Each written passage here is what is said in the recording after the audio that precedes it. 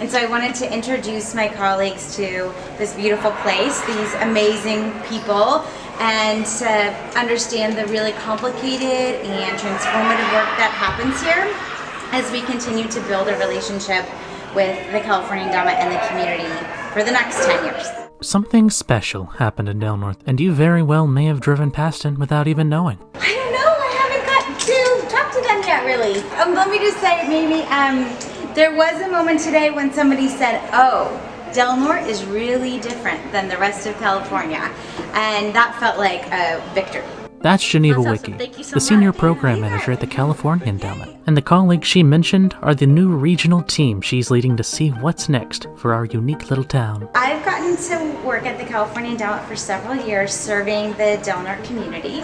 And as we transition out of the Building Healthy Communities initiative, we now have a regional team that is now in charge of supporting our community, and it's not just me. Which gave us the chance to talk to Christine Tien, a fellow senior program manager who joined Geneva, among others, to finally see Del Norte for herself. Yes, I've never been here before. Wow! Anyways, beautiful place. But what struck me as so different is that 85% of the land in the city, or maybe this region, is owned by government. The other thing, oh my gosh, I have to say, like the food systems, wow. Because I know Sacramento, Davis very well because that's where I'm from.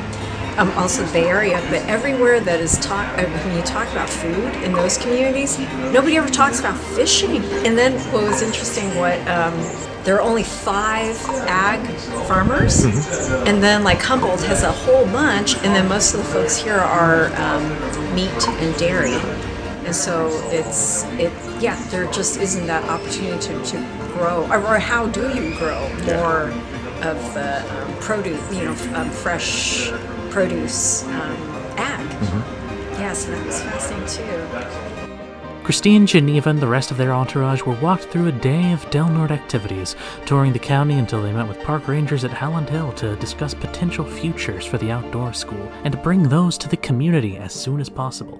And of course, what better building for an economic development meeting than our very own cultural center? Hosted and thrown, of course, by none other than Susan Maston, 5th District Supervisor of Del Norte County. Well, I think it's extremely important that we create collaborations and partnerships as we look at economic development and enhancing tourism for Del Norte County. It increases our building opportunities with the Infrastructure Act coming down and the excess in state funding that's available, that it makes good sense to come together and look at how we want to grow here and what our story that we want people to hear about Del Norte County. Presentations on the development of Beachfront Park, a great presence of the familiar community and visitors alike, and breakout sessions on the topics of Del Norte's youth, mental health, culture, and the uncertain future of this place we call home. Our wall of redwoods and coastal town beauty hide how little of a true identity we hold, how much we lack for the people who actually live in it. So this is a meeting that was called by Supervisor Maston, and really it's about economic development. But it's about economic development that's all inclusive. And so that was really the intent of what today's meeting was to bring people together from different agencies, from different groups, and talk about some of the things that they have going on, some of the issues that we're faced with as a community, and then see if we can align all those arrows, which has been a term that's been used in this, so that we can push in the same direction and make sure that we're concentrating on those things that are important. That's City Manager Eric Weir, and his words ring true. Focusing on what's important. And what is important to Del Norte County? Or at least what are we focusing on? While it may not be a universal view, Weir's is promising for those who live here and visit alike. So one of the key things was celebrating our successes. So often we look at just the negative, but really there's so much positive going on, especially in our community right now. And one of those things is the Beachfront Park improvement project that was actually kicking off just this week. So we have world-renowned consultants that are going to be working on this project, and it's going to infuse $5 million into Beachfront Park. And it's going to infuse it in an all-inclusive way. And that's what's really exciting, is we have the Tolowa history piece of it, which will be able to tell the story, the cultural, the values, the settlement, and tell the real story about what happened. to the Talo people, and then celebrate the fact that they're still here. They're still part of this community. They're now, thriving, and we can tell that story right here in Beachfront Park in the ancestral lands of the Talo people. The outdoors, the history, the accessibility. It may not save our county in the many crises it faces or the amount of negative #1 rankings we may or may not have. What comes next is the test to see if we can truly operate as one cohesive community, because something special happened. People cared enough to visit us, not for our beautiful sights or the tourist traps, but for us.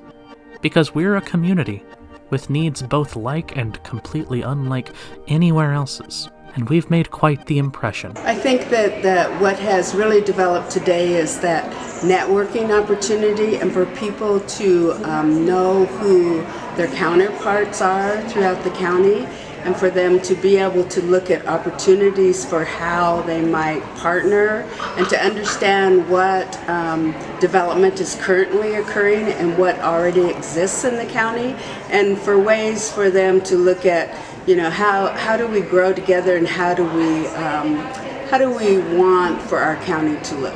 I think that the conversation was there. Everyone was positive. Everyone was brainstorming together. And you're never going to solve it all in one meeting. But if you can start just these conversations, build these relationships, and then as you start to brainstorm, then you pick up the phone and you say, hey, Geneva, right? This is Eric from this meeting. What do you think about this? If we can start to do that and create that environment, that's how we'll find success. Be on the lookout for further updates as we continue sharing this story and future developments through KFUG Community News and Redwood Voice. For Redwood Voice, I'm Persephone Rose.